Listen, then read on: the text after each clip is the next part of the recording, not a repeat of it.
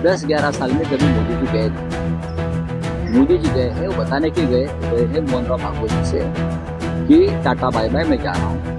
आपके और माननीय प्रधानमंत्री जी के बीच अत्यंत निरहंकारी, जिनमें अहंकार जरा मोदी जिनका उत्तराधिकारी होण्याचं कुठलंही कारण नाही।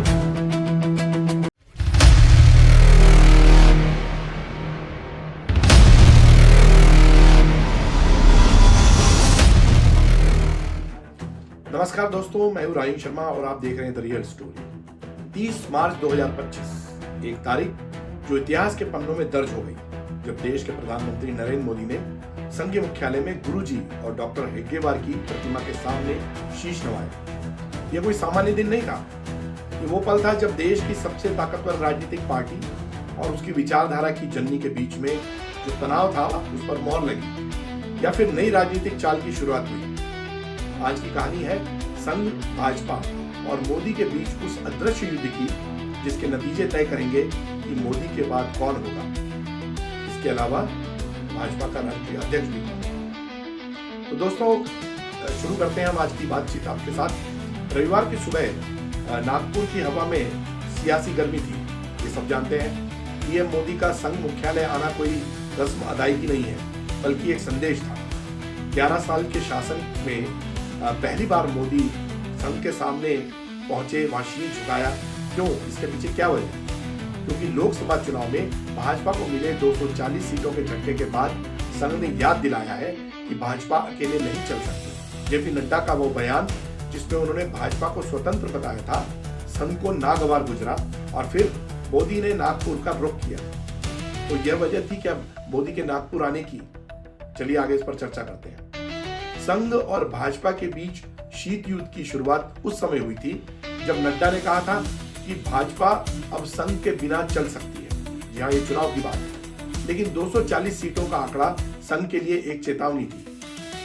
तुम्हारी जड़ें हमारे बिना कमजोर है, ये संघ का कहना था। मोदी का नागपुर आना इसी गतिरोध को तोड़ने की कोशिश है, ऐसा माना जा रहा है। पर क्या ये सिर्फ एक फोटो ऑप था, या फिर अगले पीएम का नाम तय करने और जो बीजेपी का अगला अध्यक्ष है उसको चुनने की शुरुआत थी? सबसे पहला सवाल है कि कौन होगा बीजेपी का नया राष्ट्रीय अध्यक्ष। सोशल मीडिया में सबसे पहला नाम उछलकर आया है संजय जोशी का। 18 साल से राजनीतिक वनवास भोग रहे संजय जोशी भाजपा के इतिहास में विवाद और कुशलता का पर्याय बन गए हैं। कैसे? 2000 में गुजरात की सियासी लड़ाई में मोदी के सामने संजय जोशी को हार का सामना करना पड़ा। फिर उसके बाद जोशी को सीडी प्रकरण ने नेपथ्य में धकेल दिया, लेकिन आज वही जोशी भाजपा अध्यक्ष की दौड़ में शामिल हो गए हैं, ऐसा कहा जा रहा है। क्यों? क्योंकि संघ चाहता है कि भाजपा पर उसका नियंत्रण बना रहे। तो क्या संघ का नियंत्रण नहीं है भाजपा पर? 21 से 23 मार्च तक जो बेंगलुरु में संघ की प्रतिनिधि सभा थी, उसमें फैसला किया गया था। क्या फैसला था? कि अब कोई डमी नहीं चलेगा। जेपी नड्डा को संदेश मिल चुका है। तो क्या 18 अप्रैल को भाजपा की राष्ट्रीय कार्यकारिणी की बैठक में संजय जोशी के नाम पर मुहर लग सकती है?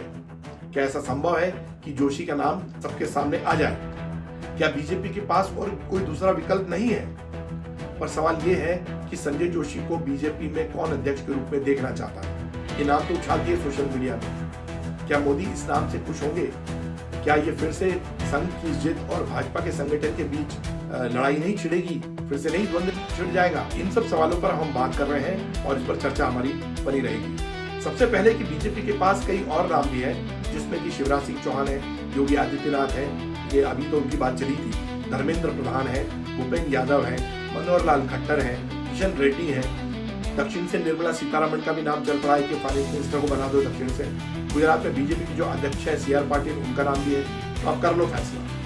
तो अध्यक्ष कौन बनेगा, इस पर एक बहुत गहन चर्चा चल रही है।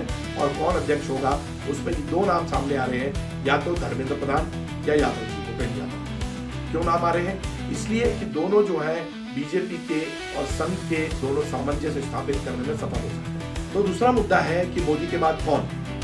17 सितंबर 2025 ये तारीख आप नोट कर लें, जब नरेंद्र मोदी 75 साल के हो जाएंगे। भाजपा के नियम के मुताबिक मोदी सक्रिय राजनीति से रिटायर हो सकते हैं। तो क्या ऐसा हो सकता है? बीजेपी को लगातार 3 जीतें दिलाने वाले मोदी को पार्टी का सबसे अहम किरदार माना जाता है। मोदी के चेहरे पर पार्टी की चुनाव लड़ती है। तो मोदी को क्या बीजेपी रिटायर कर देगी, वो भी उस दौर में जब बीजेपी को तीसरी बार सरकार बनाने में पसीना आ गया था? क्या ऐसा संभव है? अगर ऐसा हुआ तो शुरू होगी अगले पीएम की रेस। चलिए इस पर भी बात कर लेते हैं, कौन होगा अगला पीएम, कौन लेगा जीत की जिम्मेदारी। जी हाँ, अभी बहुत सारे चुनाव बाकी हैं और बीजेपी को चौथी बार फिर से सत्ता में आना है केंद्र में। संघ के गढ़ नागपुर की हवा में 3 नाम तैर रहे हैं, योगी आदित्यनाथ, नितिन गडकरी और तीसरा नाम जो है संघ में नहीं तैर रहा है, वो है अमित शाह। ये नाम कहां से आए? तो ये नाम आए राजनीतिक विश्लेषकों से, बीजेपी के कार्यकर्ताओं के बीच जो चर्चा चलती उनसे और जगह जगह उठने वाली जनता की आवाज से। इनमें सबसे अहम किरदार है सोशल मीडिया। तो इनमें से कौन सा नाम सबसे भारी होगा अगले प्रधानमंत्री के रूप में? क्या योगी होंगे? योगी को हिंदुत्व का चेहरा माना जा रहा है, लेकिन संघ की नजर में योगी दूसरे नंबर पर है। योगी दूसरे नंबर पर है हिंदुत्व का चेहरा होते हुए भी। ऐसा क्यों? क्योंकि संघ को लगता है कि योगी संगठन चलाने में कमजोर है।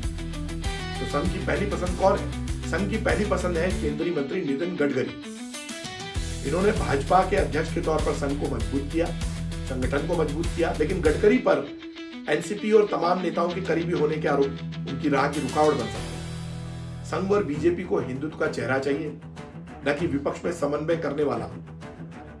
जिस सोच विचार को लेकर जनता बीजेपी को सत्ता में लाई, जी हाँ, जिस सोच और विचारधारा से, उस सोच से दूर जाना बीजेपी के लिए बड़ा खतरा मोल लेना होगा।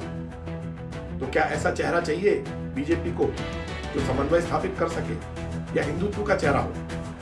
अब बात करते हैं अमित शाह की। अमित शाह मोदी के सबसे करीबी हैं, लेकिन संघ की नजरों में वे अस्वीकार हैं। संघ ने उन्हें गुजरात का सीएम बनाने से रोक दिया था, गृह मंत्री बनाया, लेकिन नेक्स्ट पीएम की लिस्ट से बाहर रखा है। क्यों? क्योंकि शाह ने विरोधियों को शत्रु बना दिया। जो उनके विरोधी थे वो अब शत्रु हो गए। जो संघ के समन्वयवादी चरित्र है उसके खिलाफ। तो संघ की नजर अब 2047 पर है, मतलब 100 साल, जब भारत की आजादी के 100 साल पूरे हो जाए। उनका लक्ष्य साफ है, हिंदुत्व और सनातन संस्कृति को देश की मुख्य धारा बनाना। इसके लिए यूपी के सीएम योगी आदित्यनाथ एक बड़े चेहरे हैं। मतलब हिंदुत्व का चेहरा और कौन है? योगी आदित्यनाथ है। योगी जिस तरह से फैसले लेते हैं उसमें संघ भी उनके साथ रहता है। लेकिन अगर योगी दिल्ली आते हैं तो यूपी में कौन रहेगा? क्या कोई ऐसा नाम जो दिल्ली की तर्ज पर सख्त और संघनिष्ठ हो? ये ढूंढने में संघ को ज्यादा वक्त नहीं लगेगा। लेकिन ऐसे बहुत सारे नाम हैं जो कि अभी इस दौड़ में चल रहे हैं। एक और नाम है महाराष्ट्र के सीएम देवेंद्र फडणवीस का। ये संघ की पृष्ठभूमि से आने वाले युवा नेता है। हालांकि प्रधानमंत्री पद के लिए इन्हें अपरिपक्व माना जाता है, अभी बहुत टाइम है इनको, इनके बाद बहुत समय है। लेकिन संघ की मंशा साफ है, हमें लंबे समय तक सत्ता में रहना है और ऐसा ही व्यक्तित्व हमें चाहिए। तो नागपुर की इस बैठक में साबित कर दिया कि संघ ही सुपर मैक्स है। चाहे अध्यक्ष हो या पीएम हो, संघनिष्ठ होना जरूरी है। मोदी का तीसरा कार्यकाल उनके राजनीतिक सफर का अंतिम पड़ाव हो सकता है, यह भी सवाल उठाया जा रहा है। लेकिन संघ का खेल अभी नया है। अगला मुकाबला 2029 का होगा, या योगी, गडकरी या कोई और। इस पर संघ की राजनीति ही फैसला करेगी, ऐसा कहा जा रहा है। लेकिन क्या बीजेपी अंदरूनी फैसले भी कर सकती है? क्योंकि मोदी और अमित शाह अभी तक फैसले लेते आए हैं। सबसे बड़ा सवाल यह है कि मोदी रिटायर होंगे, ये कौन कह रहा है?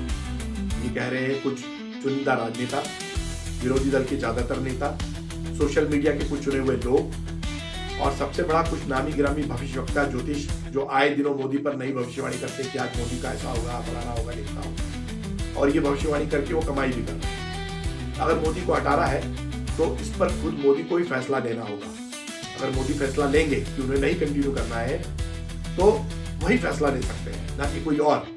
ऐसे में कितने भी कयास लगाते रहें, सच्चाई अलग ही है और अलग ही रहेगी। दूसरी अहम बात यह भी है कि साल के अंत में बिहार के विधानसभा चुनाव होने हैं, फिर पश्चिम बंगाल में विधानसभा चुनाव होने हैं। ऐसे में सितंबर में मुखिया बदलने से फर्क नहीं पड़ेगा।